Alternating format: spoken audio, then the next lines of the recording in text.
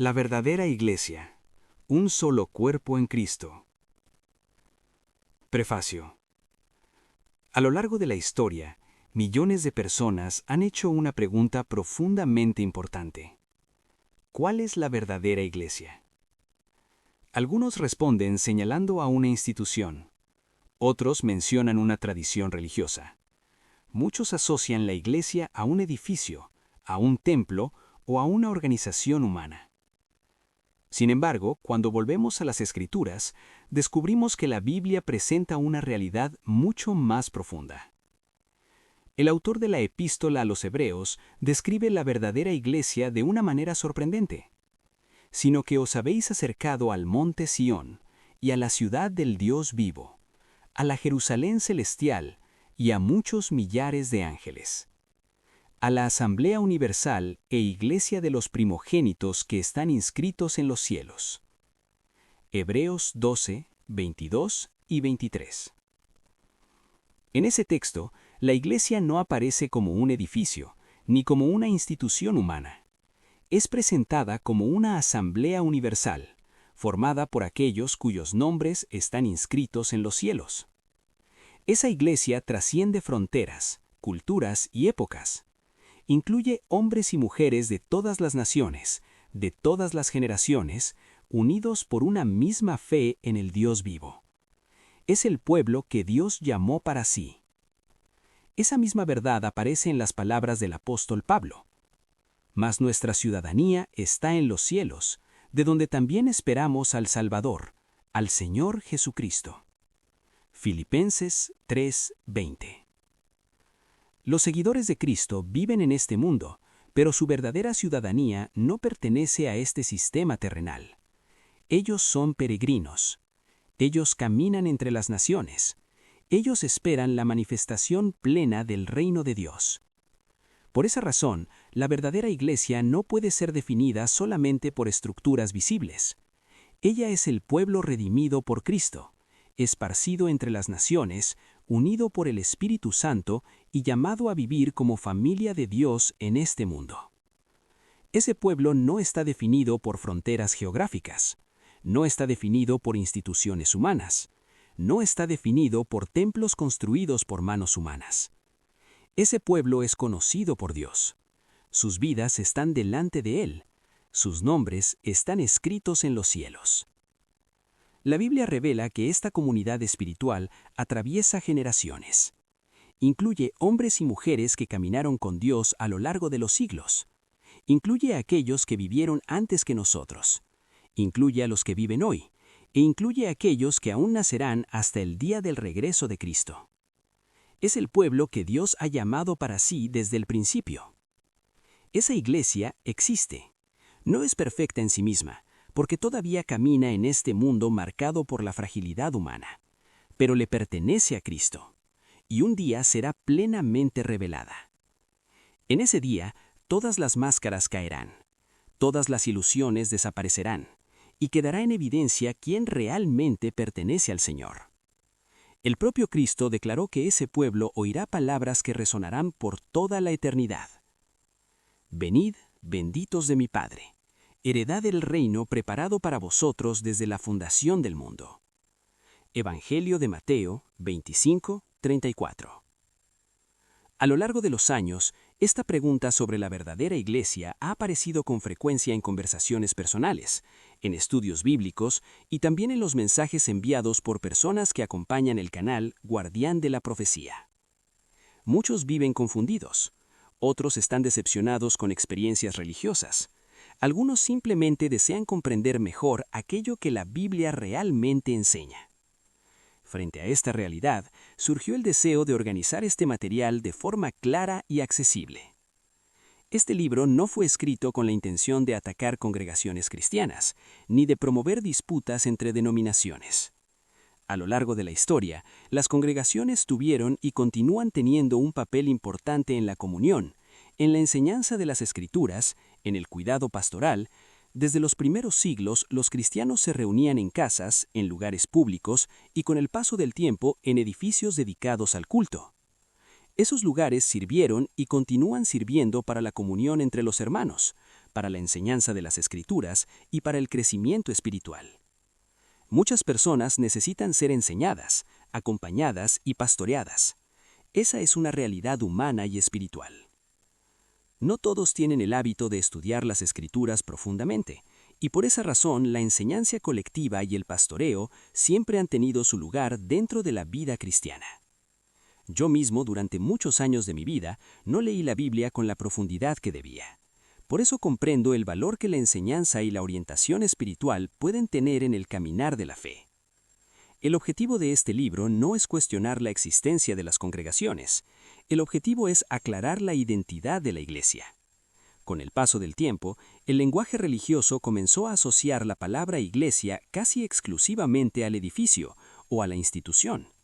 Pero cuando volvemos al Nuevo Testamento, despercibimos que el significado original es diferente. La iglesia no es el edificio. La iglesia no es la fachada. La iglesia no es la estructura institucional. La iglesia son las personas que pertenecen a Cristo. La iglesia es el pueblo que Dios llamó para sí. Por esa razón, cuando alguien pregunta cuál es su iglesia, la respuesta más bíblica no necesita ser necesariamente el nombre de una denominación. La respuesta puede ser algo como: soy de la iglesia que no es de este mundo. Soy de la iglesia peregrina. Soy de la iglesia invisible. Soy de la iglesia que es el cuerpo de Cristo. Estas expresiones no hablan de instituciones humanas, hablan del pueblo de Dios.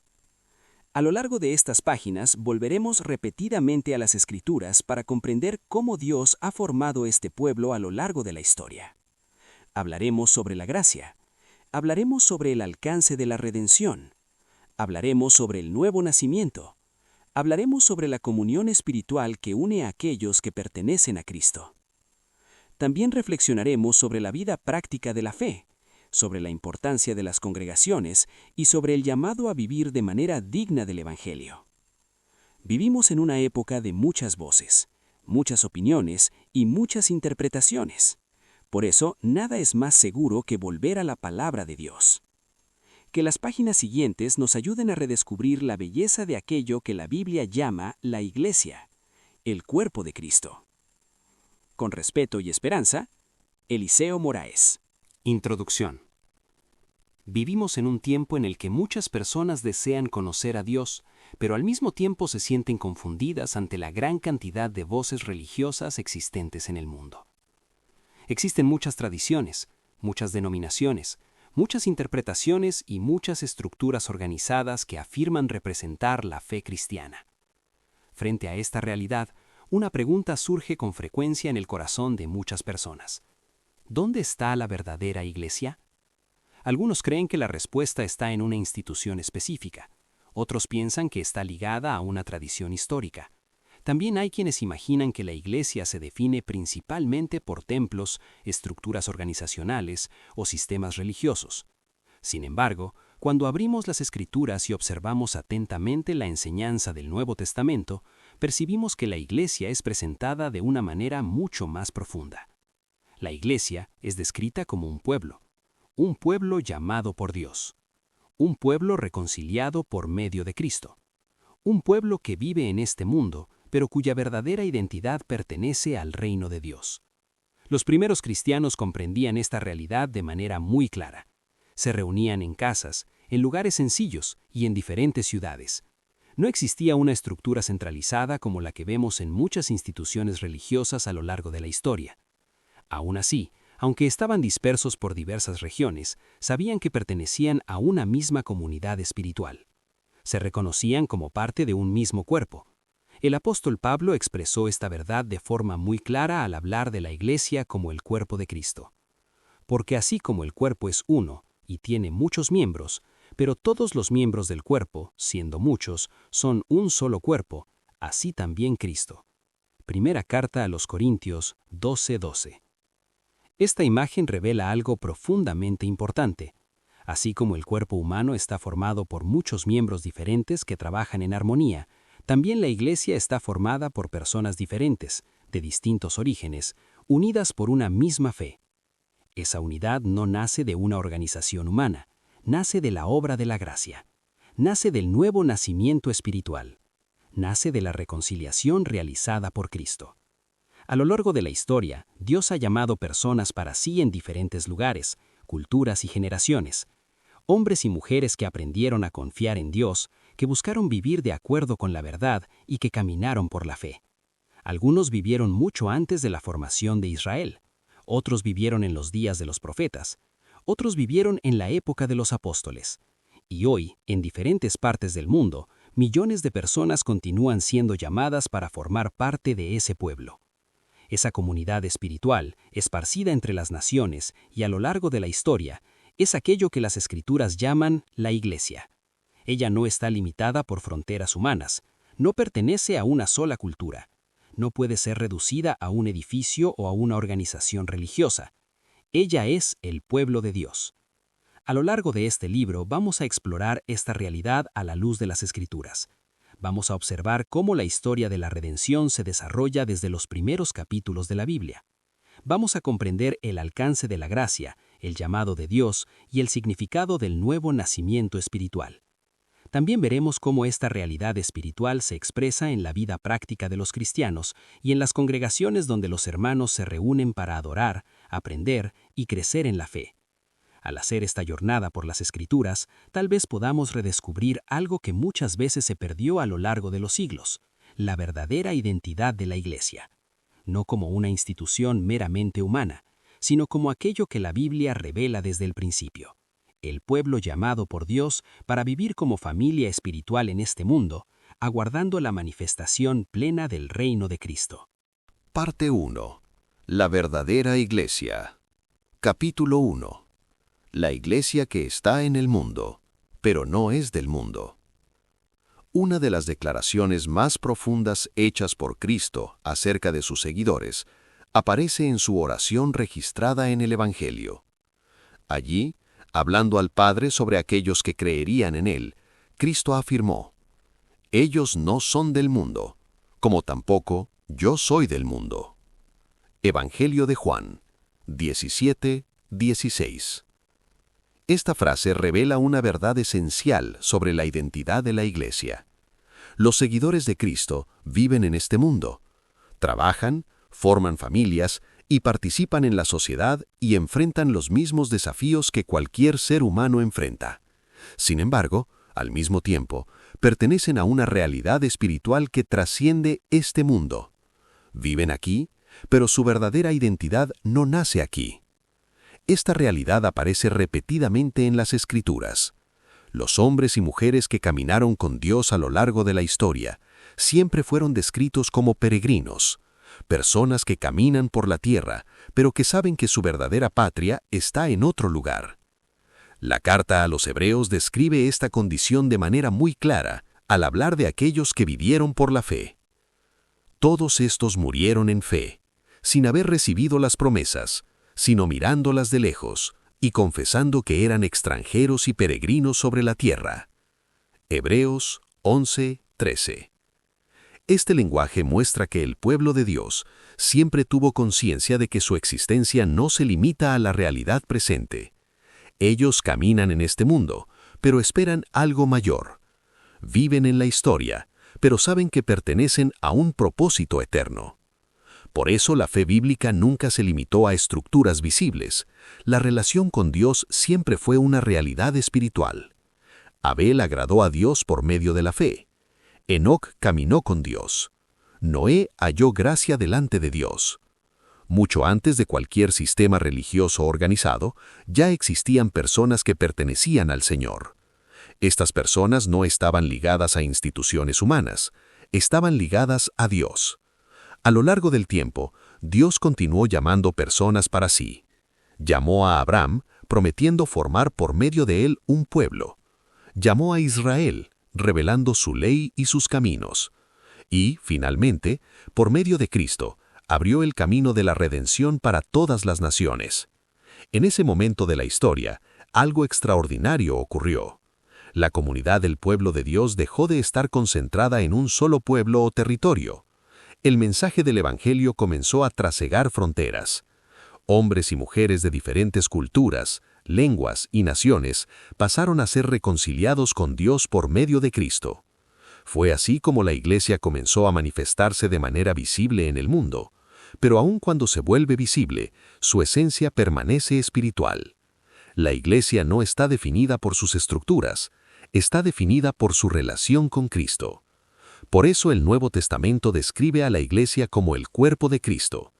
Esta imagen revela que la Iglesia no es solamente una reunión de personas, es una realidad viva. Cristo es la cabeza, y aquellos que le pertenecen son los miembros de ese cuerpo. Esta unión espiritual es aquello que forma la verdadera Iglesia.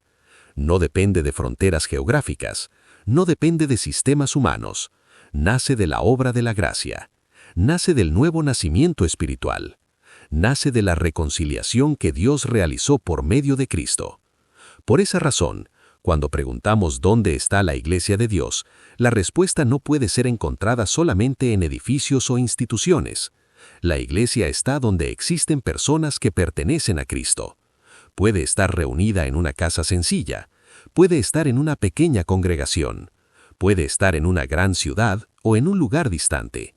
Donde haya personas reconciliadas con Dios por medio de Cristo, allí está la Iglesia. Esta realidad es mucho mayor que cualquier estructura humana. Y comprender esto es el primer paso para entender aquello que las Escrituras revelan sobre el pueblo de Dios. A lo largo de los próximos capítulos, veremos cómo esta Iglesia se manifiesta en la historia de la redención y cómo Dios ha formado un pueblo para sí a lo largo de las generaciones.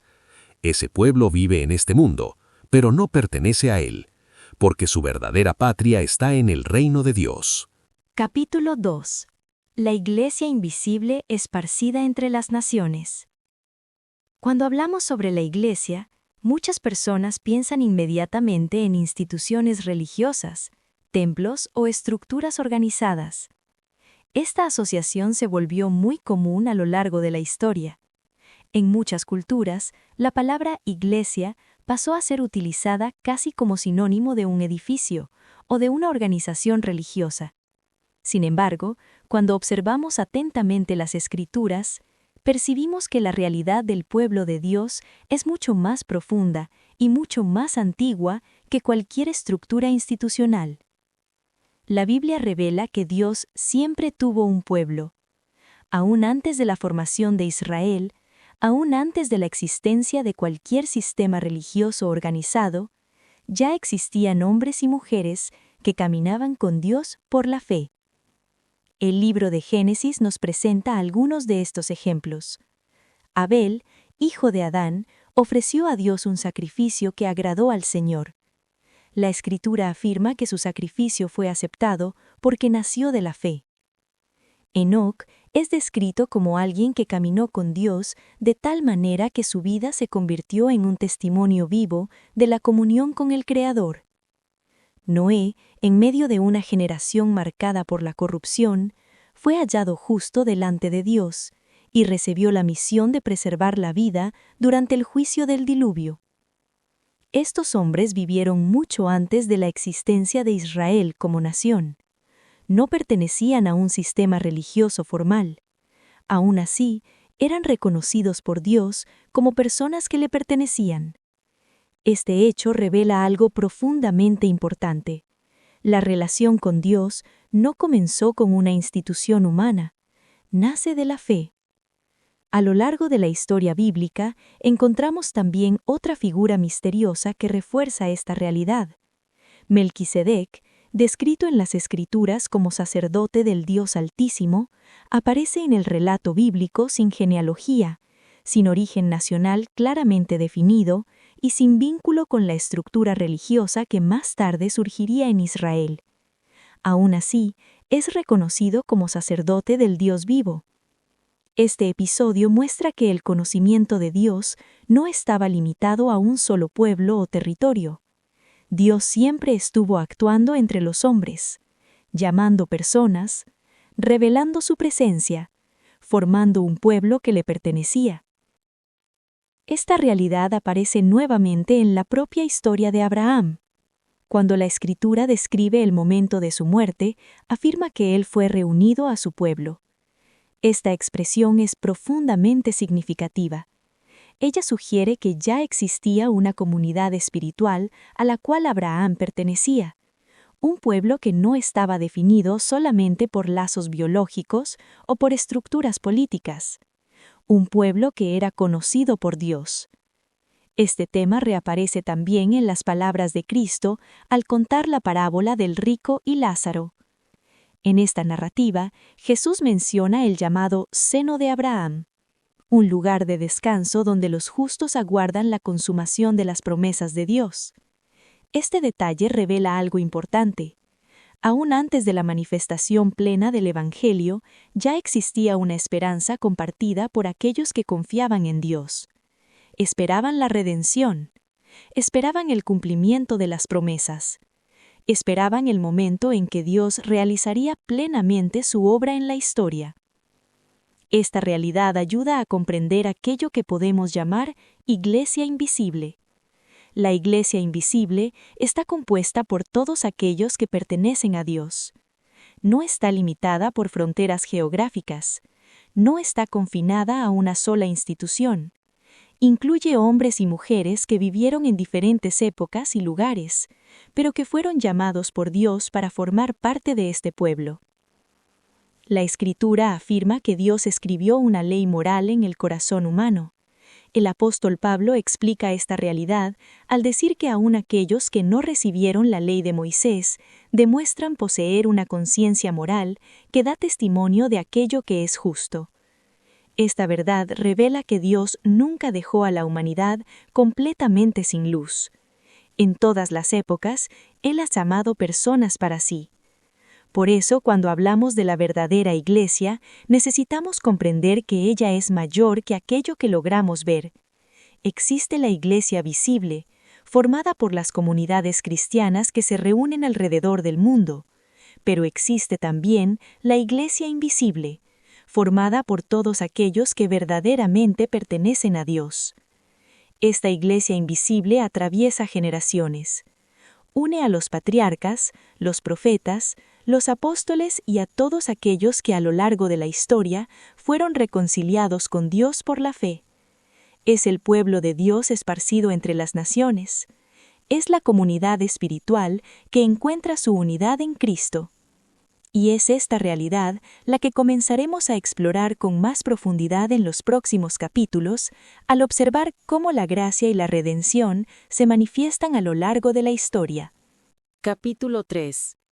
El misterio de la gracia y el alcance de la redención. A lo largo de la historia, una de las preguntas más profundas que surgen en el corazón humano es esta: ¿quién realmente será salvo? Muchos intentan responder a esta pregunta de manera rápida y simplificada.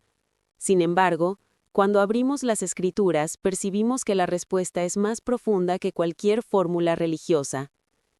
La Biblia revela que la salvación pertenece a Dios, nace de la gracia, se manifiesta en la fe, y fue conquistada por medio del sacrificio de Cristo. El apóstol Pablo declara: «Porque por gracia sois salvos por medio de la fe, y esto no de vosotros, pues es don de Dios, no por obras, para que nadie se gloríe». Efesios 2, 8 y 9. Esta declaración elimina cualquier posibilidad de orgullo humano. Nadie puede salvarse a sí mismo. Ninguna obra humana puede comprar la vida eterna. La salvación es siempre un acto de la gracia de Dios. Al mismo tiempo, las Escrituras revelan que la obra de Cristo tiene un alcance extraordinario.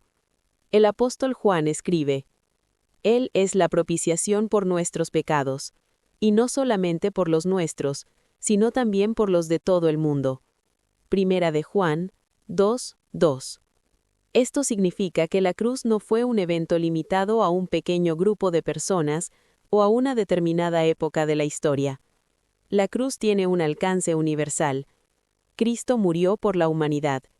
El apóstol Pablo afirma: «Dios estaba en Cristo reconciliando consigo al mundo». Segunda a los Corintios 5:19. Cuando comprendemos esta verdad, percibimos que el sacrificio de Cristo no puede ser visto como un evento aislado dentro de la historia humana. forma parte de un plan eterno. Un plan que comenzó mucho antes de nuestra existencia. La propia Escritura afirma que Cristo es el Cordero que fue muerto desde la fundación del mundo.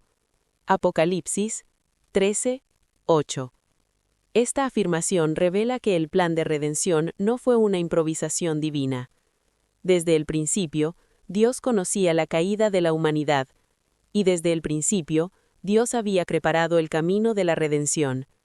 El pecado entró en el mundo por medio de Adán. Pablo explica esto de forma clara. Por un solo hombre entró el pecado en el mundo. Romanos 5:12. La desobediencia de Adán abrió la puerta para la corrupción de la naturaleza humana. Pero el mismo pasaje revela el contrapunto glorioso del Evangelio. Así como por la desobediencia de un solo hombre muchos fueron constituidos pecadores, así también por la obediencia de uno solo, muchos serán constituidos justos.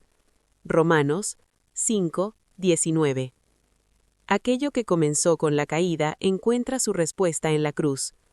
La obediencia de Cristo aniquila el poder de la condenación. Por eso, Pablo declara que Cristo anuló el acta de los decretos que había contra nosotros, clavándola en la cruz. Colosenses 2:14.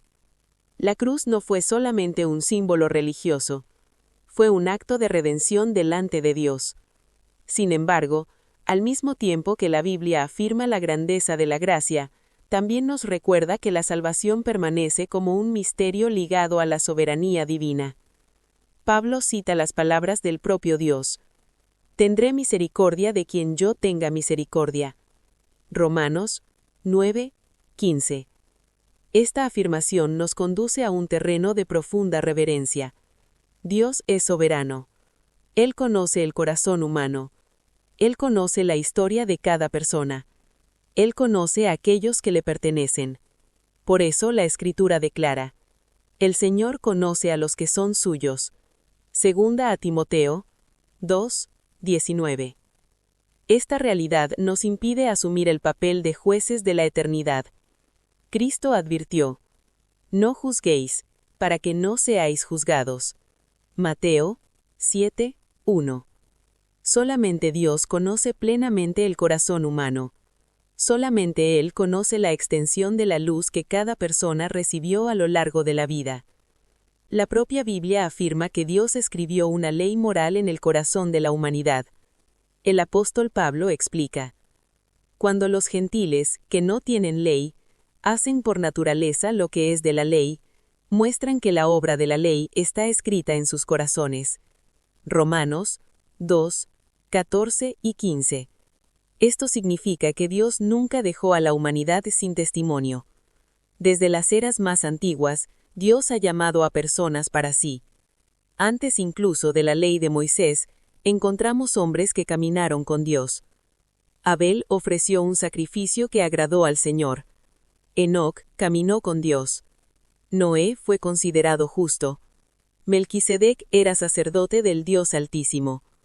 Estos ejemplos muestran que la relación con Dios no comenzó con el sistema religioso de Israel. Dios siempre tuvo un pueblo. La propia historia de Abraham revela algo interesante. La Biblia afirma que al morir, Abraham fue reunido con su pueblo. Génesis 25:8. Esta expresión sugiere una comunidad espiritual que antecede al propio Israel. En la parábola del rico y Lázaro, Cristo presenta el llamado seno de Abraham, un lugar de descanso para los justos. Todo esto revela que Dios ha conducido la historia de la redención mucho antes de la revelación completa del Evangelio. Capítulo 4. La elección de la gracia y el llamado de Dios. Cuando observamos el testimonio de las Escrituras, percibimos que la salvación no es solamente una respuesta humana.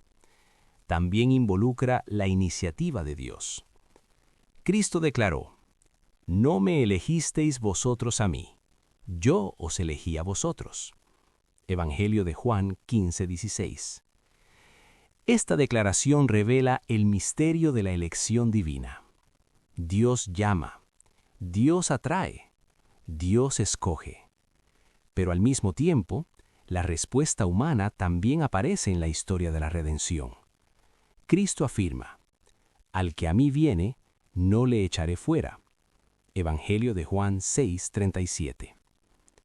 Esta tensión entre gracia y respuesta humana recorre toda la Biblia. La gracia es ofrecida, pero no todos la reciben. Cristo declaró: «Muchos son llamados, pero pocos escogidos». Evangelio de Mateo 22:14.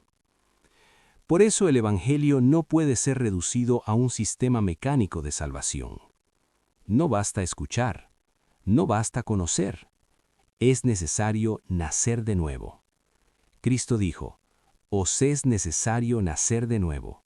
Evangelio de Juan 3:7. Este nuevo nacimiento no es producido por la fuerza humana. Nace de la acción del Espíritu Santo. Es una transformación interior. Es la regeneración de la vida. Por eso la fe verdadera no se resume en rituales religiosos. Produce transformación. Santiago afirma: «La fe sin obras está muerta». Santiago 2:17. Las obras no salvan, pero revelan la realidad de la fe. Muestran la presencia de una vida transformada. Por esa razón, en el día del juicio final, la Biblia afirma que todos serán juzgados según sus obras. Los muertos fueron juzgados según sus obras. Apocalipsis 20:12. Las obras no son el fundamento de la salvación, pero son evidencias de lo que se encuentra en el corazón humano. Cristo describió una escena impresionante al hablar del juicio de las naciones. Él dijo que algunos oirán: «Tuve hambre y me disteis de comer. Tuve sed y me disteis de beber». Evangelio de Mateo 25:35. Sorprendentemente, estas personas preguntarán: «Señor, ¿cuándo hicimos eso?». No tenían conciencia religiosa de lo que estaban haciendo, pero sus actitudes fueron reconocidas por el propio Cristo. Esto revela que Dios ve aquello que muchas veces pasa desapercibido ante los ojos humanos. Al final de todo, permanece una certeza absoluta: la salvación pertenece a Cristo. Él es el único Salvador. Él es el camino, la verdad y la vida. Nadie viene al Padre sino por mí. Evangelio de Juan 14:6. Rechazar tan grande salvación es un acto de profunda insensatez. La carta a los Hebreos pregunta: ¿cómo escaparemos nosotros si descuidamos tan grande salvación? Hebreos 2:3. Por eso, mientras vivimos en este mundo, somos llamados a algo muy simple y muy profundo: creer, arrepentirnos, confesar nuestros pecados y renovar nuestra vida todos los días delante de Dios. La Biblia promete: si confesamos nuestros pecados, Él es fiel y justo para perdonarnos. Primera de Juan 1:9. Un día, cuando Cristo vuelva, todas las cosas serán renovadas. El propio Señor declara: «He aquí yo hago nuevas todas las cosas». Apocalipsis 21:5. En ese día será revelado el verdadero pueblo de Dios, la verdadera iglesia, el cuerpo de Cristo esparcido a través de todas las eras de la historia. Y todos aquellos que le pertenecen oirán las palabras que todo corazón desea escuchar: «Venid benditos de mi Padre». Evangelio de Mateo 25:34. Porque en Cristo somos más que vencedores. Amén. Capítulo 5. La iglesia no es un edificio, la iglesia son las personas. A lo largo de la historia del cristianismo, una confusión muy común se estableció en la mente de muchas personas. Para muchos, la palabra iglesia pasó a significar un edificio. Cuando alguien dice «voy a la iglesia», normalmente se está refiriendo a un templo o a un lugar de culto. Sin embargo, cuando examinamos cuidadosamente las Escrituras, percibimos que ese no es el significado original de la palabra. En el Nuevo Testamento, la palabra utilizada para iglesia describe una asamblea de personas, una comunidad formada por aquellos que pertenecen a Dios. La iglesia nunca fue definida por paredes, siempre fue definida por personas. Por eso encontramos en las cartas apostólicas expresiones como la iglesia que está en Éfeso, la iglesia que está en Corinto, la iglesia que está en Tesalónica. Estas expresiones son extremadamente importantes. Muestran que la iglesia está en determinado lugar, pero no es el lugar. La iglesia no es el edificio. La iglesia son las personas que pertenecen a Cristo y que viven en ese lugar. Esta distinción puede parecer simple, pero cambia completamente la manera en que entendemos la vida cristiana. Cuando Cristo habló sobre la formación de su iglesia, no estaba hablando de templos, estaba hablando de personas. Él dijo, edificaré mi iglesia. Evangelio de Mateo 16:18. Esta edificación no se refiere a una construcción física, se refiere a la formación de un pueblo llamado por Dios, un pueblo reconciliado por la cruz. Un pueblo que vive en este mundo, pero cuya identidad pertenece al reino de Dios. Por esa razón, cuando alguien pregunta a un cristiano, ¿cuál es tu iglesia?, la respuesta más profunda no debería ser el nombre de una institución. La respuesta verdadera debería revelar la identidad espiritual de la iglesia. Podríamos decir, soy de la iglesia que no es de este mundo. Soy de la iglesia peregrina. Soy de la iglesia invisible. Soy de la iglesia que es el cuerpo de Cristo. Observa algo importante. En ninguna de estas respuestas estamos mencionando una denominación específica. Estamos hablando de la realidad espiritual de la iglesia. La iglesia verdadera no es definida por placas, es definida por la unión con Cristo. Esto no significa de ninguna manera que los lugares de culto o las congregaciones sean inútiles o innecesarios. Al contrario, a lo largo de la historia, los cristianos siempre se han reunido. Se reunían para orar, para aprender las Escrituras, para partir el pan, para fortalecerse unos a otros en la fe. Estas reuniones son extremadamente importantes para la vida cristiana. El propio Nuevo Testamento muestra a los cristianos reuniéndose regularmente. Sin embargo, es fundamental comprender que estas reuniones no definen la iglesia, son solamente el lugar donde la iglesia se reúne. Esta distinción ayuda a organizar mejor la manera en que hablamos sobre la fe cristiana. Cuando hablamos de congregaciones o denominaciones, estamos hablando de lugares de reunión de la iglesia. Por ejemplo, la iglesia que se reúne en la congregación, seguida del nombre de la denominación. Observa nuevamente la diferencia.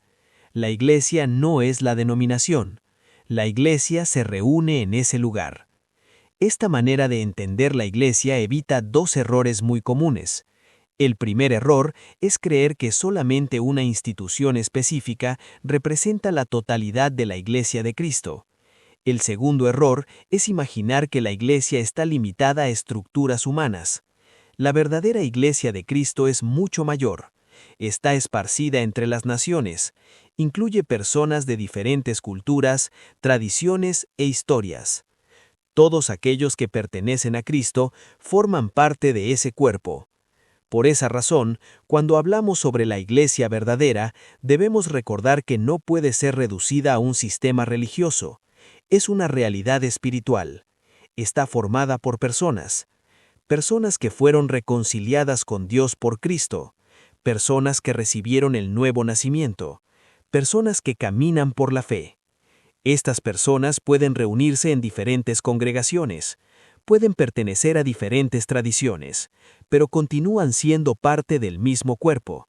Por eso, el apóstol Pablo declaró que hay un solo cuerpo, un solo espíritu, una sola esperanza, un solo Señor, una sola fe, un solo bautismo. Esta unidad espiritual es el fundamento de la verdadera iglesia, y comprender esta verdad es esencial para responder a la pregunta que muchos hacen hoy: ¿a qué iglesia debo ir? En los próximos capítulos continuaremos explorando esta cuestión a la luz de las Escrituras. Observaremos cómo debería organizarse la Iglesia, cómo deberían funcionar las contribuciones, cómo deberían ser los líderes espirituales, y cómo el pueblo de Dios puede vivir de manera fiel al mensaje del Evangelio.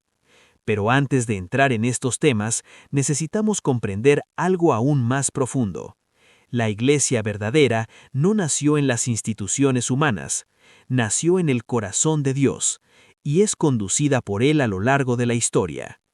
Este libro tendrá continuación hablando sobre la conducta ideal de las congregaciones que desean ser adecuadas para la reunión de la Iglesia de Cristo. Capítulo 6. ¿Cómo debería ser la Iglesia según las Escrituras? Después de comprender que la Iglesia no es un edificio sino un pueblo, surge naturalmente una nueva pregunta. ¿Cómo debería vivir y organizarse la Iglesia según las Escrituras? Esta pregunta es sumamente importante, porque a lo largo de la historia los hombres han creado muchas estructuras religiosas. Algunas aportaron contribuciones positivas a la organización de las comunidades cristianas. Otras, sin embargo, terminaron alejándose del modelo sencillo que encontramos en el Nuevo Testamento. Por esta razón, siempre que deseamos comprender cómo debería ser la Iglesia, necesitamos volver a las Escrituras, no a las tradiciones humanas, no a las estructuras construidas a lo largo de los siglos, sino al testimonio de los apóstoles. Cuando observamos la Iglesia primitiva descrita en el libro de los Hechos, encontramos un modelo sumamente sencillo y al mismo tiempo profundamente espiritual.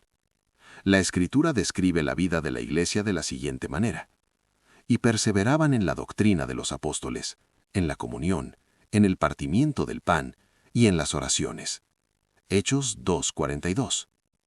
Este pasaje presenta 4 pilares fundamentales de la vida de la Iglesia.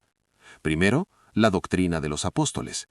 La Iglesia primitiva no se basaba en opiniones personales o en sistemas filosóficos. Estaba fundamentada en la enseñanza de aquellos que habían caminado con Cristo y habían recibido directamente la misión de anunciar el Evangelio. Segundo, la comunión. Los cristianos no vivían la fe de forma aislada. Compartían la vida. La Iglesia era una comunidad real de personas que caminaban juntas. Tercero, el partimiento del pan. Esta expresión señala tanto a las comidas compartidas como a la memoria de la obra de Cristo. La vida cristiana se vivía con cercanía y simplicidad. Cuarto, las oraciones. La dependencia de Dios era constante. La Iglesia sabía que su fuerza no provenía de la organización humana, sino de la presencia del Espíritu de Dios. Estos elementos revelan algo muy importante. La Iglesia no nació como una institución de poder, nació como una comunidad de fe. Cristo había advertido a sus discípulos sobre el peligro de transformar el liderazgo espiritual en una estructura de dominio. Él dijo: «Sabéis que los gobernantes de las naciones dominan sobre ellas, y los que ejercen autoridad son llamados benefactores. Pero entre vosotros no será así». Evangelio de Mateo 20, 25 y 26. Esta declaración establece un principio fundamental. En el reino de Dios, liderazgo no significa dominio, significa servicio. Cristo continúa diciendo: «El que quiera hacerse grande entre vosotros será vuestro servidor». Evangelio de Mateo 20, 26. Esta visión transforma por completo la forma en que debe comprenderse el liderazgo espiritual. En la Iglesia, la autoridad no nace de la posición, nace del ejemplo. Los apóstoles comprendieron profundamente este principio. El apóstol Pedro escribió a los líderes de la Iglesia: «Apacentad el rebaño de Dios que está entre vosotros, no por obligación, sino voluntariamente, no por ganancia, sino de buena voluntad, ni como dominadores de los que os fueron confiados, sino convirtiéndoos en modelos del rebaño». Primera de Pedro 5, 2 y 3. Esta orientación revela cómo debería funcionar el cuidado espiritual dentro de la Iglesia. Los líderes no fueron llamados para dominar, fueron llamados para servir. No fueron llamados para controlar la fe de las personas, fueron llamados para cuidar del rebaño. A lo largo de la historia, lamentablemente, muchas estructuras religiosas terminaron reproduciendo modelos de poder similares a los sistemas políticos del mundo. Jerarquías rígidas, disputas por posición y estructuras de control pasaron a ser parte de la realidad de algunas instituciones religiosas.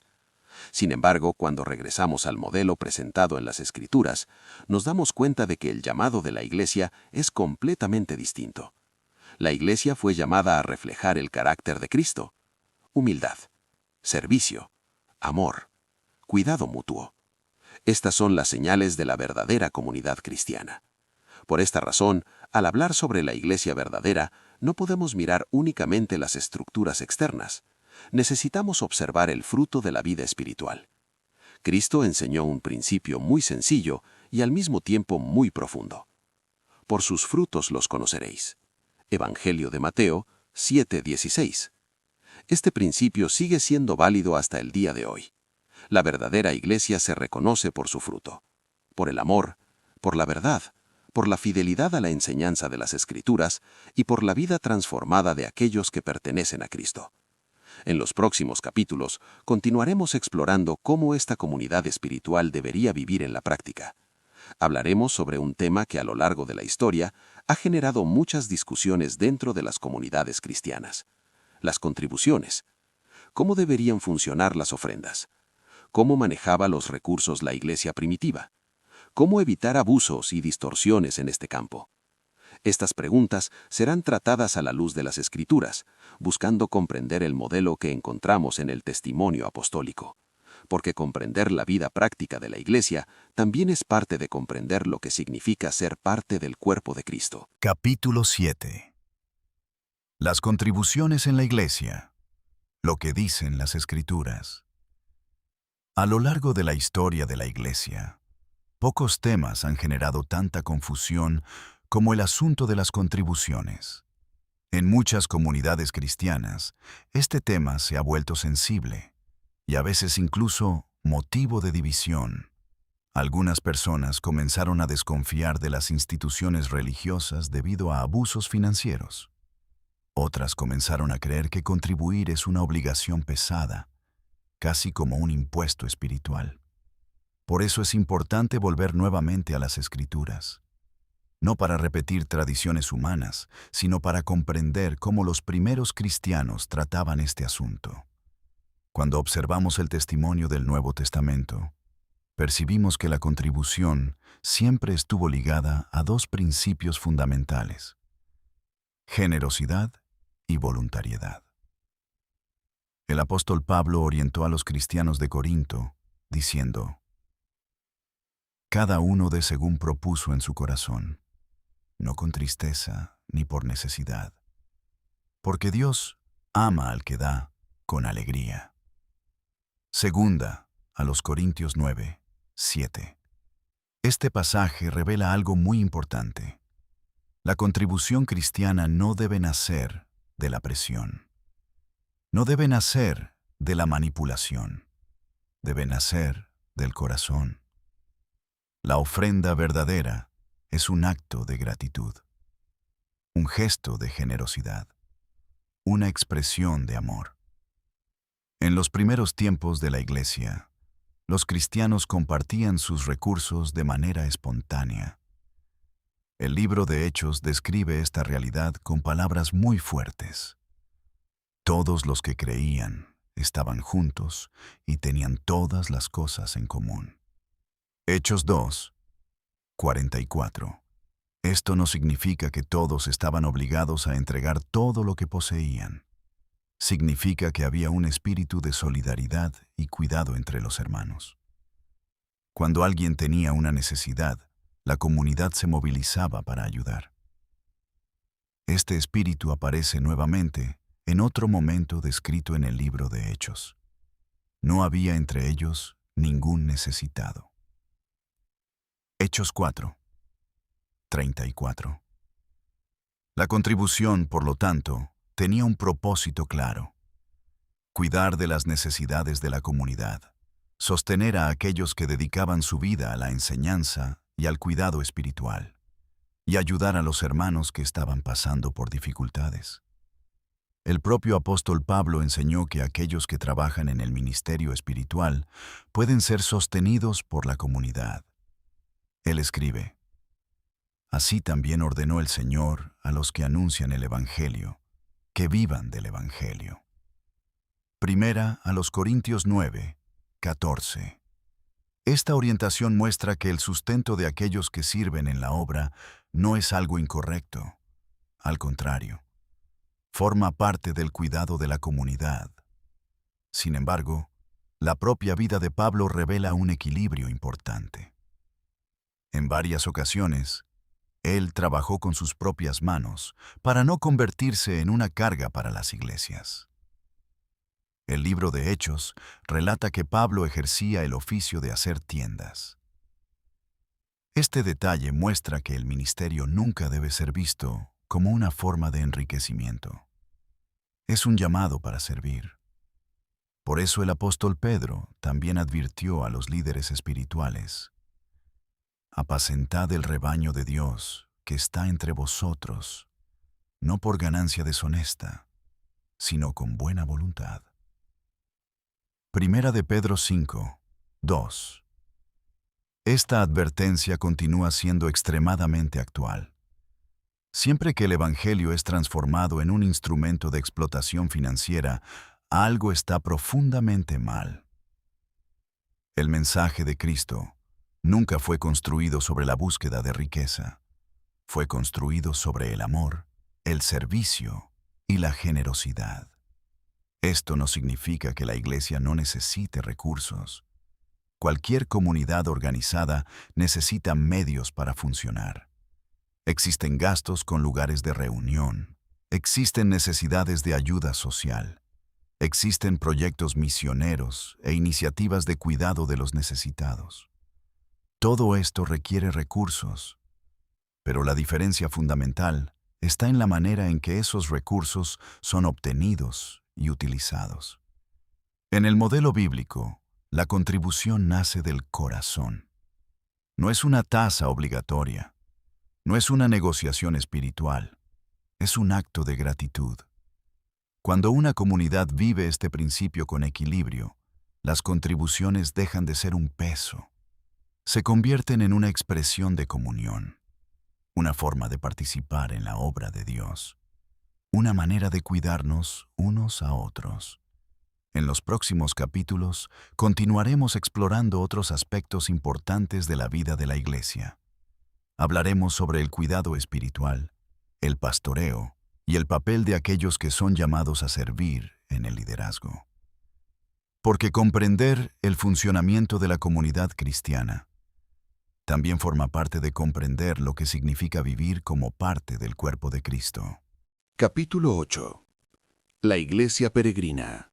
Viviendo entre dos mundos. Desde los primeros tiempos de la fe bíblica, el pueblo de Dios fue descrito como un pueblo peregrino.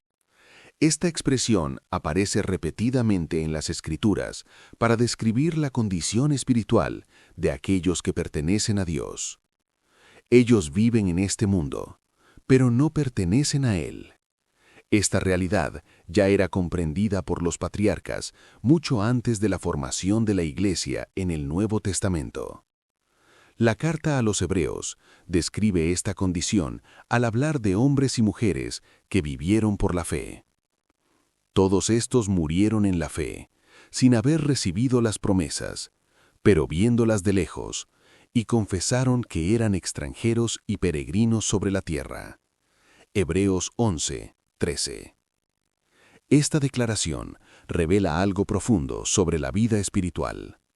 Los hombres y mujeres que caminan con Dios saben que su esperanza no está limitada a la realidad presente.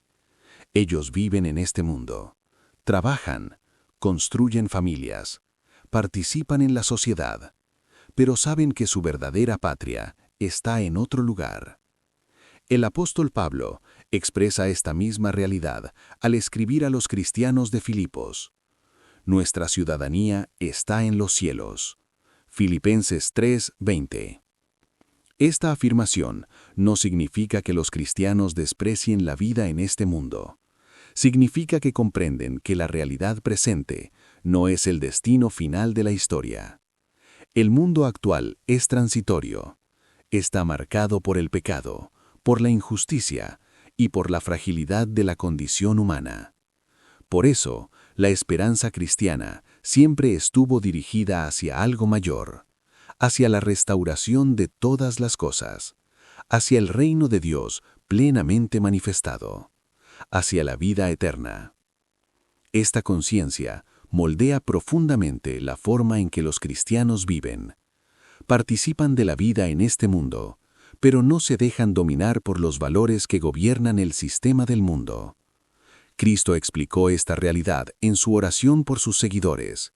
Él dijo: «Ellos no son del mundo, así como yo no soy del mundo». Evangelio de Juan 17:16. Al mismo tiempo, Cristo no pidió que sus seguidores fueran retirados del mundo. Al contrario, Él dijo: «No pido que los quites del mundo, sino que los guardes del mal». Evangelio de Juan 17:15. Estas palabras revelan el equilibrio de la vida cristiana. La Iglesia no fue llamada a huir del mundo, fue llamada a vivir en el mundo de una manera diferente, para ser luz en medio de las tinieblas, para ser testigo de la verdad, para revelar el carácter de Dios a través de la vida de aquellos que pertenecen a Cristo. Por esa razón, los cristianos siempre fueron descritos como personas que caminan entre dos realidades. Viven en la tierra, pero pertenecen a otro reino. Esta condición de peregrinación aparece también en la primera carta de Pedro. Él escribe: «Amados, os exhorto como peregrinos y extranjeros que os abstengáis de las pasiones carnales que combaten contra el alma». Primera de Pedro 2:11. Esta exhortación muestra que la vida cristiana implica una caminata consciente, una caminata marcada por decisiones que reflejan la nueva identidad de aquellos que pertenecen a Cristo.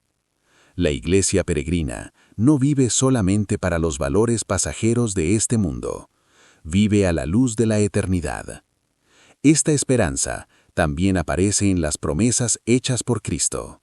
Él declaró: «Voy a prepararos lugar». Evangelio de Juan 14:2. Esta promesa revela que la historia no termina aquí. El destino final del pueblo de Dios no es este mundo. La esperanza cristiana apunta hacia la renovación de todas las cosas, hacia el nuevo orden, hacia la nueva creación prometida en las Escrituras. Un día, según la promesa divina, la realidad actual dará lugar a un nuevo orden. La propia Escritura declara: «He aquí, yo hago todas las cosas nuevas». Apocalipsis 21:5. En ese día será revelada plenamente la comunidad de aquellos que pertenecen a Dios, la Iglesia verdadera, el pueblo que caminó por la fe a lo largo de las generaciones, hombres y mujeres que vivieron como peregrinos en este mundo, esperando la manifestación del reino de Dios. Esta esperanza sostiene la vida de la Iglesia. Recuerda a los cristianos que la historia camina hacia un propósito, que el sufrimiento no es el capítulo final, que la injusticia no tendrá la última palabra y que la redención prometida por Dios será plenamente revelada. Mientras ese día no llega, la Iglesia continúa su caminar, viviendo en el mundo, pero perteneciendo a otro reino, caminando por la fe, esperando la promesa y testificando al mundo que la verdadera esperanza se encuentra en Cristo. Capítulo 9. ¿A qué iglesia debo ir? Entre las preguntas que surgen con frecuencia en la vida de quien comienza a acercarse a las Escrituras, existe una que aparece repetidamente. ¿A qué iglesia debo ir?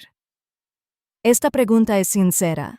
Nace del deseo de muchas personas de encontrar un lugar donde puedan aprender acerca de Dios, crecer en la fe y vivir la vida cristiana en comunión con otros hermanos. Sin embargo, para responder correctamente a esta pregunta, primero necesitamos comprender algo fundamental. La iglesia no es un lugar. La iglesia son las personas. Como vimos en los capítulos anteriores, las Escrituras presentan la Iglesia como una comunidad espiritual formada por aquellos que pertenecen a Cristo.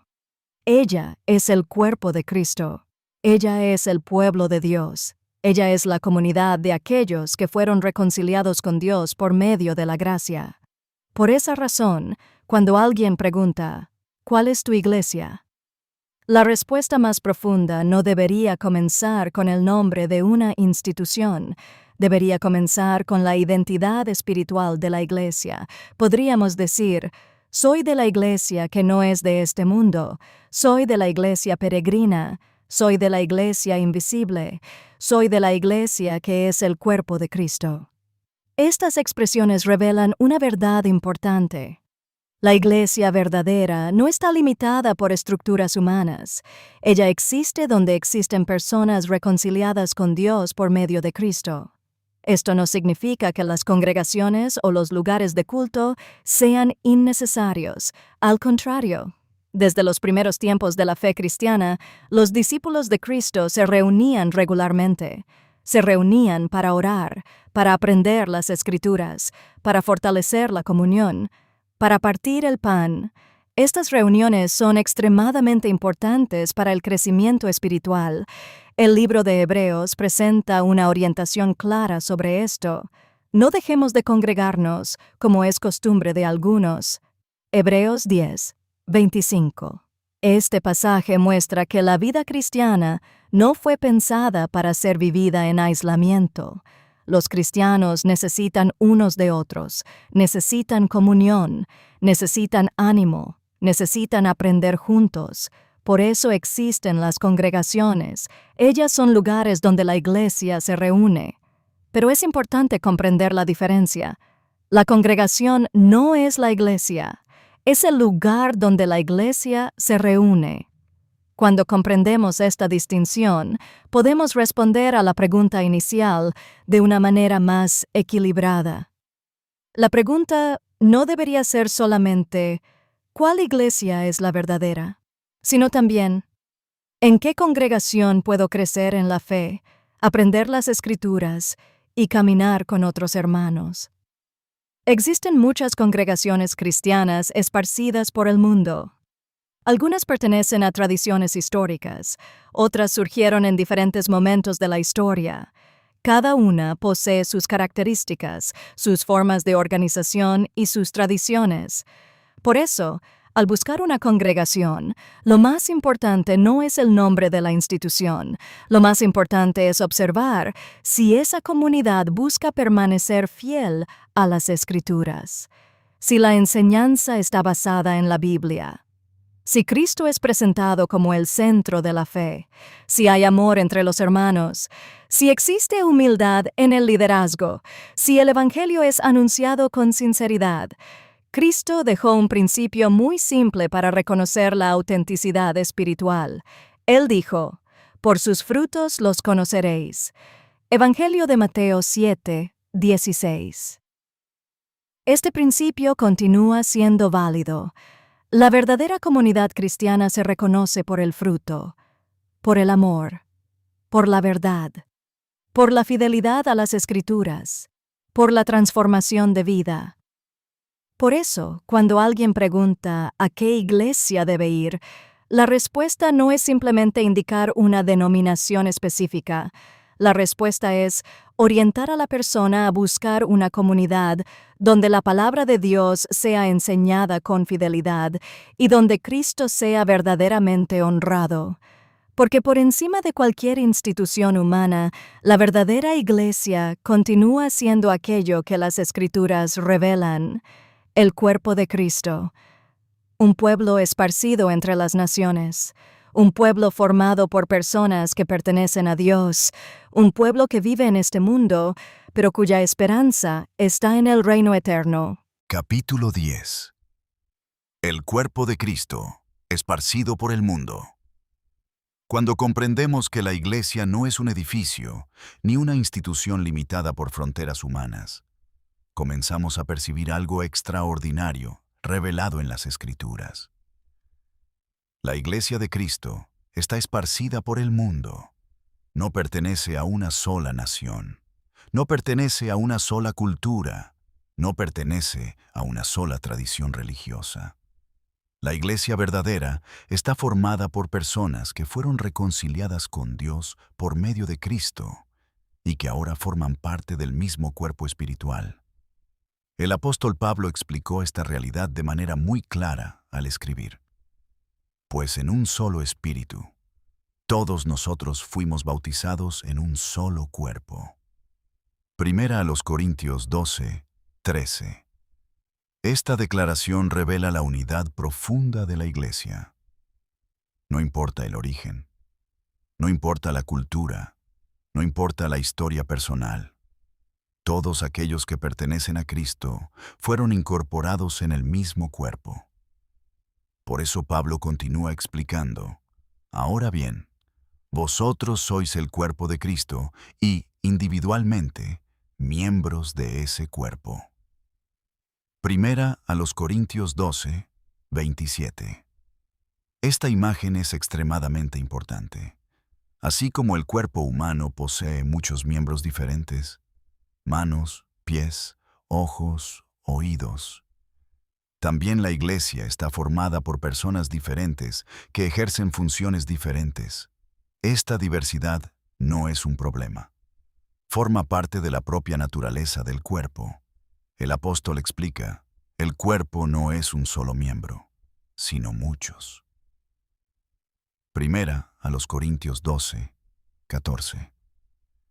Esta diversidad también aparece cuando observamos la historia del cristianismo a lo largo de los siglos.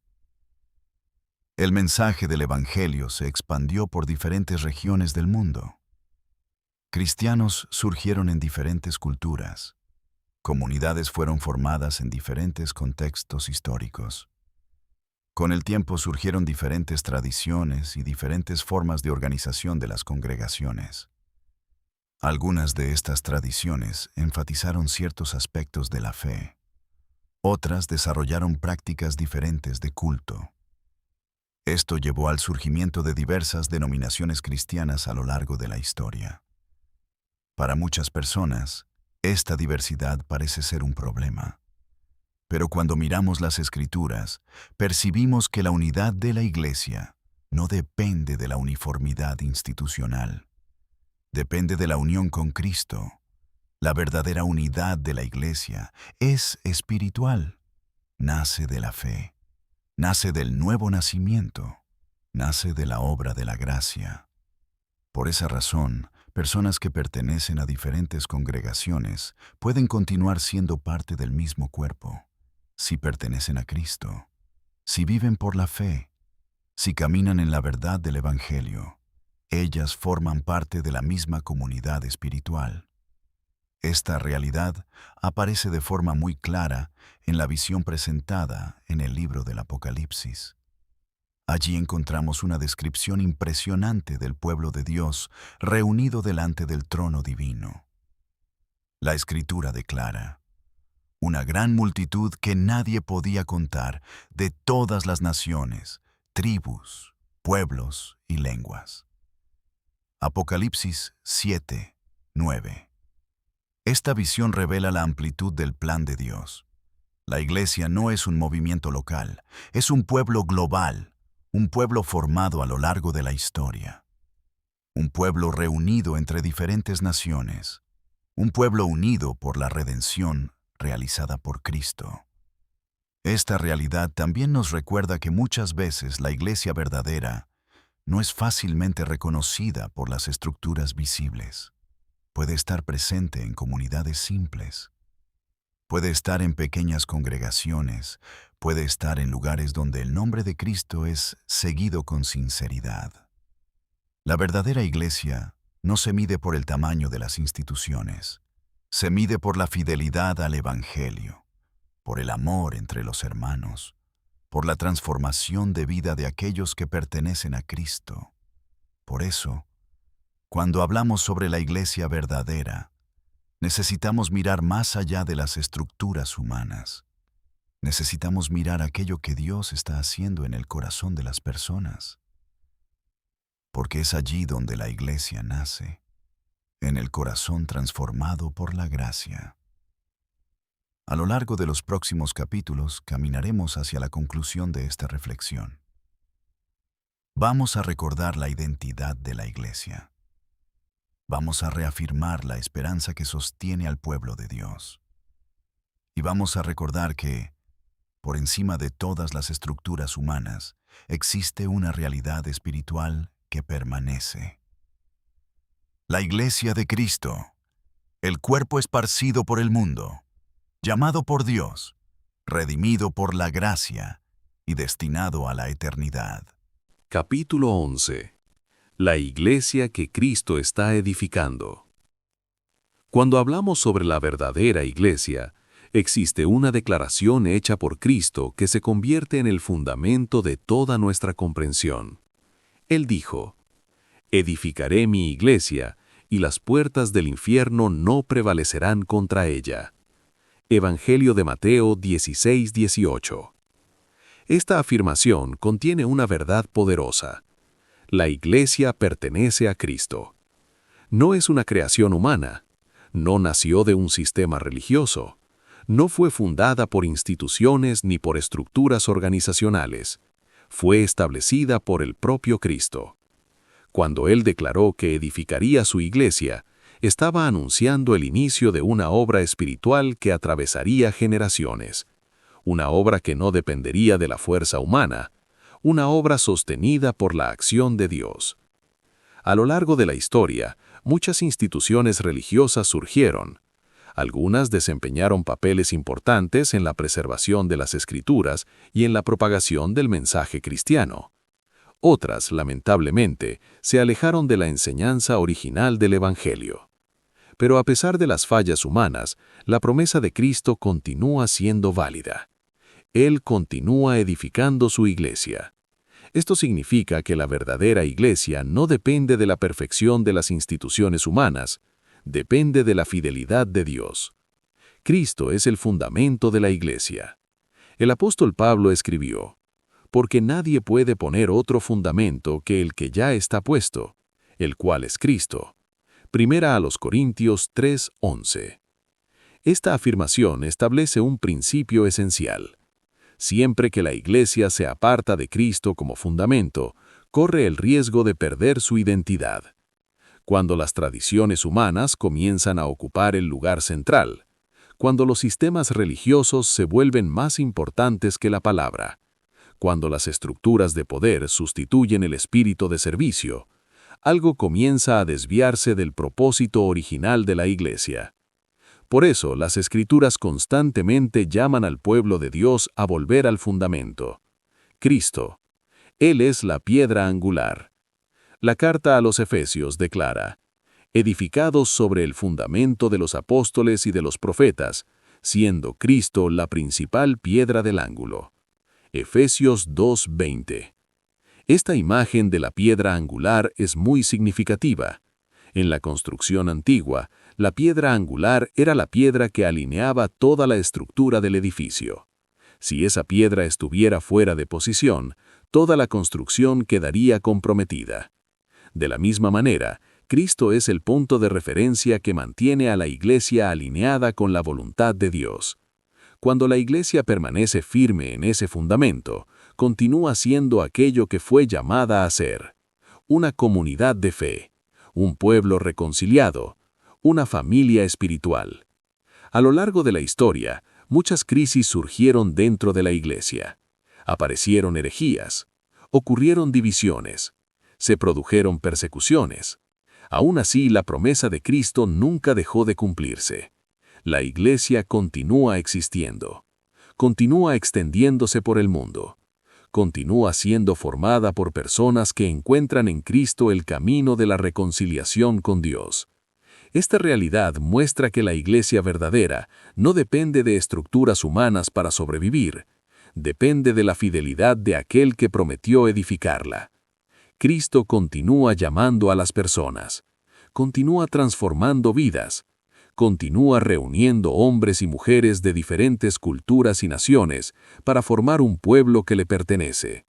Por eso, cuando hablamos sobre la iglesia verdadera, no estamos hablando solamente de organizaciones religiosas, estamos hablando de una obra divina que atraviesa la historia, una obra iniciada por Cristo, una obra sostenida por la gracia, una obra que continuará hasta el día en que todas las promesas de Dios se cumplirán plenamente.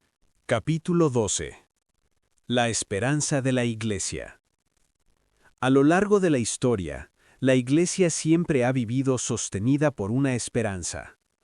Esa esperanza no está basada solamente en las circunstancias del presente. Apunta hacia el futuro. Apunta hacia el cumplimiento final de las promesas de Dios. Desde los primeros días de la fe cristiana, los discípulos de Cristo vivieron con la expectativa de que la historia camina hacia un desenlace. No un desenlace marcado por el caos, sino por la restauración, por la manifestación plena del reino de Dios, por la victoria definitiva de Cristo. Esta esperanza aparece repetidamente en las palabras de los apóstoles. El apóstol Pablo escribe: «Aguardamos desde los cielos al Salvador». Filipenses 3:20. Esta expectativa formaba parte de la vida cotidiana de la Iglesia. Los cristianos sabían que pertenecían a Cristo. Sabían que su historia no terminaría con la muerte. Sabían que la promesa de Dios apuntaba hacia algo mayor. Cristo había prometido a sus discípulos: «Volveré y os recibiré para mí mismo». Evangelio de Juan 14:3. Esta promesa se convirtió en una de las más grandes fuentes de consuelo para la Iglesia a lo largo de los siglos. Cristianos enfrentaron persecuciones, enfrentaron injusticias, enfrentaron sufrimiento, pero continuaron caminando sostenidos por esa esperanza. Ellos sabían que la historia no termina con el dolor, termina con la redención. La propia Escritura describe ese momento de manera gloriosa. El libro del Apocalipsis presenta la visión del pueblo de Dios reunido delante del trono divino. Una multitud incontable, formada por personas de todas las naciones, de todas las tribus, de todos los pueblos, de todas las lenguas. Una gran multitud que nadie podía contar. Apocalipsis 7:9. Esta visión revela el destino final de la Iglesia. El pueblo de Dios reunido, redimido, transformado, viviendo plenamente en la presencia de Dios. En ese momento, todas las promesas serán cumplidas. La propia Escritura declara: «Él enjugará de los ojos toda lágrima». Apocalipsis 21:4. No habrá más muerte, no habrá más dolor, no habrá más injusticia. La historia humana encontrará su restauración en la nueva creación prometida por Dios. Este es el destino de la Iglesia. Esta es la esperanza que sostiene el caminar del pueblo de Dios. Mientras ese día no llega, la Iglesia continúa su jornada en este mundo, viviendo como peregrina, testificando la verdad del Evangelio, anunciando la reconciliación realizada por Cristo y aguardando el cumplimiento final de las promesas de Dios. Porque la historia de la Iglesia no termina aquí, camina hacia la eternidad. Capítulo 13. El Evangelio inclusivo en las Escrituras. A lo largo de la historia del cristianismo, muchas discusiones surgieron acerca del alcance de la salvación. Algunas personas comenzaron a pensar que la gracia de Dios estaría limitada solamente a determinados grupos religiosos. Otras llegaron al extremo opuesto, afirmando que todos serían salvos independientemente de su respuesta a Dios. Sin embargo, cuando volvemos a las Escrituras, percibimos que la verdad revelada por Dios es más profunda y más equilibrada que esas simplificaciones. La Biblia presenta un evangelio que es, al mismo tiempo, profundamente inclusivo y profundamente serio. Inclusivo porque la gracia de Dios alcanza a toda la humanidad. Serio porque cada persona será juzgada delante de Dios. El apóstol Pablo presenta una reflexión muy importante sobre este asunto en su carta a los romanos. Él escribe: «Cuando los gentiles, que no tienen ley, cumplen naturalmente lo que la ley manda, estos que no tienen ley son ley para sí mismos. y muestran que la ley está escrita en sus corazones. Y dan testimonio de esto su conciencia y los promedios que se hacen entre sí, acusándose unos a otros o defendiéndose unos a otros. Romanos 2, del 14 al 15. Este pasaje revela algo extraordinario. Incluso aquellos que nunca recibieron la ley de Moisés poseen una conciencia moral. Existe dentro del ser humano una percepción del bien y el mal, una especie de testimonio interior que apunta hacia la realidad de la justicia. Esta conciencia no es perfecta, puede ser debilitada por el pecado, pero aún así, revela que Dios nunca dejó a la humanidad completamente sin testimonio. Desde los tiempos más antiguos, Dios se ha revelado de diferentes maneras. La creación testimonia la existencia del Creador. La conciencia humana testimonia la existencia de una ley moral. Y a lo largo de la historia, Dios levantó hombres y mujeres que caminaron con Él. Incluso antes de la ley de Moisés, encontramos personas que agradaron a Dios por la fe. Abel ofreció un sacrificio que agradó al Señor. Enoc caminó con Dios. Noé fue considerado justo en medio de la corrupción de su generación. Melquisedec aparece en las Escrituras como sacerdote del Dios Altísimo. Estos ejemplos muestran que Dios siempre tuvo un pueblo, incluso antes de las estructuras religiosas organizadas, incluso antes de la formación de Israel, incluso antes de la revelación completa del Evangelio. Esto revela algo muy importante. La relación con Dios no comenzó con sistemas religiosos, nace de la fe, nace de la respuesta del corazón humano a la revelación que Dios concede. Por eso la Biblia muestra repetidamente que Dios juzga al ser humano de acuerdo con la luz que recibió. Cristo afirmó que aquellos que recibieron más conocimiento también tienen mayor responsabilidad. Al hablar de esto, Él declaró que algunas ciudades serían juzgadas con mayor rigor porque habían visto señales y milagros que otras ciudades nunca vieron. Este principio revela algo profundamente justo en el carácter de Dios. Dios conoce el corazón humano. Él conoce la historia de cada persona. Él conoce la cantidad de luz que cada persona recibió a lo largo de la vida. Por esta razón, nadie puede asumir el papel de juez de la eternidad. Solamente Dios conoce plenamente el corazón humano. Solamente Él conoce las circunstancias de cada vida.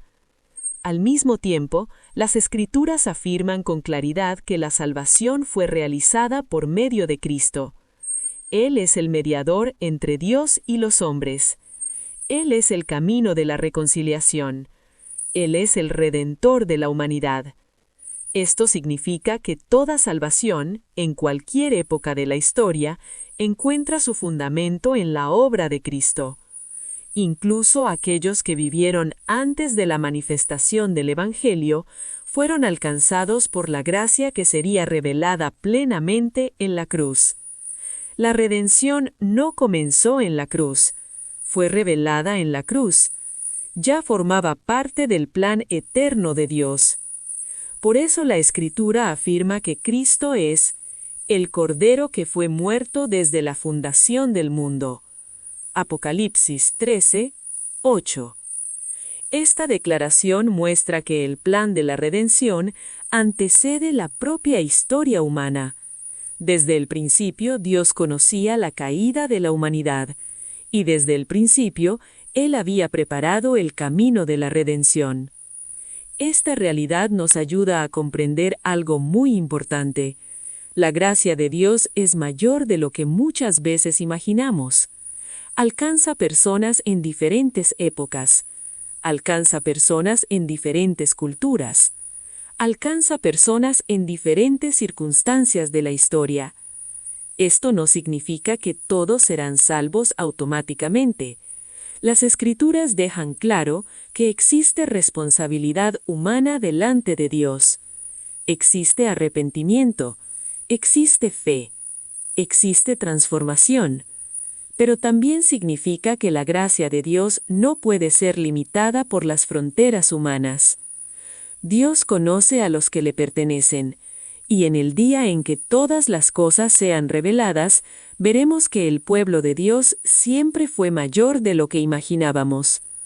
Una multitud reunida entre las naciones, personas alcanzadas por la gracia, redimidas por la obra de Cristo, llamadas para formar parte del pueblo de Dios. Esta realidad nos conduce a una actitud de humildad, porque la salvación no pertenece a las instituciones humanas, pertenece a Dios. Y la gracia de Dios continúa obrando en la historia, llamando personas hacia Él, formando un pueblo que atraviesa generaciones y que encuentra su unidad en Cristo. Capítulo 14. Dios juzga según la luz recibida. Una de las cuestiones más difíciles que muchas personas plantean al reflexionar sobre la justicia de Dios es la siguiente. ¿Cómo juzga Dios a aquellos que nunca oyeron el Evangelio? Esta pregunta surge naturalmente cuando pensamos en la gran diversidad de culturas y épocas a lo largo de la historia humana. Millones de personas vivieron antes de la manifestación histórica de Cristo. Otras vivieron en regiones del mundo donde el Evangelio tardó muchos siglos en llegar. Otras aún nacieron y crecieron en ambientes donde el conocimiento de las Escrituras era extremadamente limitado. Frente a esta realidad surge una inquietud legítima en el corazón humano. ¿Cómo se manifiesta la justicia de Dios ante estas situaciones? Las propias Escrituras ofrecen principios importantes para comprender esta cuestión. El primer principio es que Dios es absolutamente justo. La Biblia declara: «El Señor es justo en todos sus caminos». Salmo 145, 17. Esto significa que ningún juicio divino será arbitrario. Dios conoce perfectamente el corazón humano. Él conoce las intenciones. Él conoce las circunstancias. Él conoce aquello que cada persona recibió a lo largo de la vida. Por eso, las Escrituras presentan un principio importante acerca de la responsabilidad humana. Cristo declaró: «Aquel que mucho recibió, mucho le será exigido». Evangelio de Lucas 12:48. Esta afirmación revela que existe una relación entre responsabilidad y conocimiento. Cuanto mayor es la luz recibida, mayor también es la responsabilidad delante de Dios. Este principio aparece de manera muy clara en las palabras de Cristo cuando Él habló sobre ciudades que habían presenciado sus milagros. Él dijo que algunas de esas ciudades serían juzgadas con mayor rigor que otras, porque habían recibido una revelación mayor. Esto muestra que Dios toma en consideración la cantidad de luz que cada persona recibió. Esta realidad se conecta directamente con aquello que el apóstol Pablo explica en su carta a los romanos. Él afirma que la conciencia humana da testimonio acerca de la ley moral de Dios. Incluso aquellos que nunca recibieron la ley de Moisés demuestran poseer dentro de sí una percepción de lo que es justo y de lo que es incorrecto. Esta conciencia funciona como una especie de testimonio interior. Revela que el ser humano fue creado con una percepción moral. Esta percepción no es perfecta. Puede ser distorsionada por el pecado, pero aún así apunta hacia la realidad de la justicia. Por eso, Pablo afirma que las personas muestran que la obra de la ley está escrita en sus corazones. Esto significa que Dios nunca dejó a la humanidad completamente sin testimonio. Además de la conciencia, también existe el testimonio de la creación.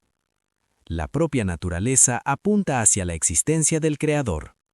El orden del universo, la complejidad de la vida, la belleza de la creación.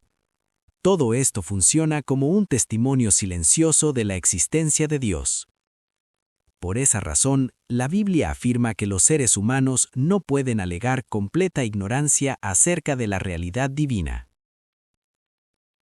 Al mismo tiempo, es importante recordar que la revelación plena de la redención fue manifestada en Cristo. Él es el centro del plan de Dios. Él es el mediador entre Dios y los hombres. Él es aquel por medio de quien la reconciliación fue realizada. Por esa razón, toda salvación encuentra su base en la obra de Cristo. Incluso cuando pensamos en aquellos que vivieron antes de la manifestación histórica del Evangelio, necesitamos recordar que la redención no comenzó en la cruz. Fue revelada en la cruz. El plan de la redención ya formaba parte del propósito eterno de Dios. Cristo es presentado en las Escrituras como el Cordero que fue preparado desde la fundación del mundo. Esto significa que la obra redentora de Cristo posee un alcance que supera las fronteras del tiempo. Alcanza el pasado, alcanza el presente, alcanza el futuro. Por esa razón, encontramos a lo largo de la historia bíblica personas que caminaron con Dios antes de la revelación completa del Evangelio. Abel, Enoc, Noé, Abraham. Estos hombres vivieron por la fe. Respondieron a la revelación que recibieron. Confiaron en Dios. La carta a los Hebreos afirma que todos ellos fueron reconocidos por la fe. Esto muestra que Dios siempre condujo la historia de la redención de manera progresiva. La revelación fue ampliándose a lo largo del tiempo, y cada generación fue llamada a responder a la luz que recibió. Esta realidad nos conduce nuevamente a la humildad, porque la salvación no es una conquista humana, es un acto de la gracia de Dios. Él conoce a los que le pertenecen, Él conoce a los que respondieron a su voz, y en el día en que todas las cosas sean reveladas, veremos que la justicia de Dios fue perfecta en todos sus caminos. Por eso, mientras vivimos en este mundo, somos llamados a algo muy simple y muy profundo: buscar a Dios, responder a la verdad, arrepentirnos del pecado y caminar por la fe. Porque la gracia de Dios continúa llamando a las personas hacia Él, y la historia de la redención continúa desarrollándose hasta el día en que todas las cosas serán plenamente reveladas. Apéndice. La verdadera conversión. La conversión verdadera es una de las realidades más profundas de la vida espiritual. No es solamente una decisión emocional, no es solamente un momento religioso, y ciertamente no es solamente repetir algunas palabras. La verdadera conversión es una obra del Espíritu Santo dentro del corazón humano. Cada persona posee áreas de tinieblas dentro de sí. Tinieblas de orgullo, tinieblas de engaño, tinieblas de deseos desordenados, tinieblas de pensamientos que no agradan a Dios. Por eso la Escritura afirma que la luz necesita entrar en el corazón humano. Algunos aman esa luz, otros prefieren permanecer en las tinieblas. Jesús declaró: «La luz vino al mundo, pero los hombres amaron más las tinieblas que la luz». Juan 3:19. La conversión ocurre cuando esa luz comienza a revelar aquello que necesita ser transformado. Este proceso no es igual para todos. La luz es dada conforme a la necesidad de cada corazón. Cada persona es confrontada con sus propias tinieblas, y cada persona necesita responder a esa luz. Por esa razón la Escritura afirma que Dios juzgará a cada persona según sus obras. Porque todos debemos comparecer delante del tribunal de Cristo. Segunda a los Corintios 5:10. Esto no significa que somos salvos por obras. Cristo es nuestra justicia. Cristo es nuestra garantía. Pero eso tampoco significa que la vida cristiana sea una vida sin transformación. La gracia no es una licencia para vivir en el error. La gracia es el poder de Dios para transformar la vida. Por eso la Escritura también declara: «Seguid la paz con todos y la santificación, sin la cual nadie verá al Señor». Hebreos 12:14. La conversión verdadera produce cambio de carácter, produce arrepentimiento, produce transformación interior. Y una forma profunda de comprender este proceso aparece en una historia del Antiguo Testamento, la curación de Naamán. La curación de Naamán como alegoría de la conversión. Naamán era comandante del ejército de Siria. Era un hombre respetado, era un hombre poderoso, pero tenía una enfermedad terrible. Era leproso. La lepra, en las Escrituras, muchas veces simboliza el pecado, algo que comienza oculto pero poco a poco corroe toda la vida. Naamán recibió la instrucción del profeta Eliseo. Debía sumergirse 7 veces en el río Jordán. Solamente después de la 7ª inmersión su piel sería restaurada. Esta historia puede ser vista como una poderosa alegoría de la purificación espiritual. El pecado es como una lepra en nosotros, y la curación exige un proceso de purificación. Curiosamente, la Biblia también presenta 7 cosas que aborrecen al Señor. Estas 7 cosas revelan áreas del carácter humano que necesitan ser transformadas. Cada una de ellas puede ser vista como una inmersión necesaria en el río de la gracia. Primera inmersión. Ojos altivos. El orgullo es una de las primeras barreras entre el hombre y Dios. Los ojos altivos representan la arrogancia del corazón humano. Es la actitud de quien cree que no necesita corrección. Es el espíritu que se considera superior a los demás. Pero la conversión comienza cuando el orgullo es quebrantado, cuando el ser humano reconoce su necesidad de Dios. Dios resiste a los soberbios, pero da gracia a los humildes. Santiago 4:6. Segunda inmersión. Lengua mentirosa. La mentira destruye las relaciones y corrompe la verdad. Una vida transformada comienza con compromiso con la verdad. Jesús declaró: «Conoceréis la verdad, y la verdad os hará libres». Juan 8:32. La conversión implica abandonar el engaño y vivir en la luz. Tercera inmersión. Manos que derraman sangre inocente. Este texto no solamente habla de violencia física, también señala toda forma de injusticia contra el prójimo. La conversión transforma la manera en que tratamos a las personas. Quien camina con Dios aprende a valorar la vida. Cuarta inmersión. Corazón que maquina pensamientos perversos. El pecado no nace solamente en las acciones, nace en los pensamientos. Por eso la transformación necesita alcanzar el corazón. Jesús enseñó que los pensamientos también revelan la condición espiritual. Quinta inmersión. Pies que se apresuran para hacer el mal. Existen personas que se inclinan naturalmente hacia el error. La conversión cambia la dirección del camino. La persona comienza a buscar aquello que agrada a Dios. Sexta inmersión. Testigo falso que profiere mentiras. La falsedad destruye la confianza y hiere la justicia. Una vida transformada busca integridad. La verdad pasa a ser un principio fundamental. Séptima inmersión. El que siembra contiendas entre hermanos. Este es el pecado que la Escritura dice que el alma del Señor abomina. La división destruye la comunión, rompe aquello que Dios desea construir. La verdadera conversión produce lo contrario, produce reconciliación, produce paz, produce unidad. La conversión es un camino. Seguir a Cristo no es una jornada fácil. Jesús dijo: «Estrecha es la puerta y angosto el camino que conduce a la vida». Mateo 7:14. El camino de la perdición es ancho. El camino de la vida exige transformación. Esto no significa perfección. Todos nosotros fallamos, todos nosotros tropezamos, pero la diferencia está en levantarse y continuar caminando. La conversión verdadera no es ausencia de caídas, es la decisión de no permanecer caído.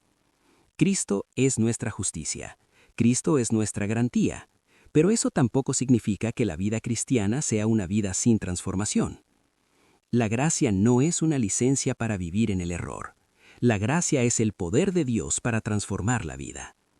Por eso la Escritura también declara: «Seguid la paz con todos, y la santificación, sin la cual nadie verá al Señor». Hebreos 12:14. La conversión verdadera produce cambio de carácter, produce arrepentimiento, produce transformación interior. Él es nuestra esperanza. Él es quien garantiza nuestra entrada en la ciudad santa. Pero aquellos que caminan con Él también buscan vivir de manera digna de esa gracia.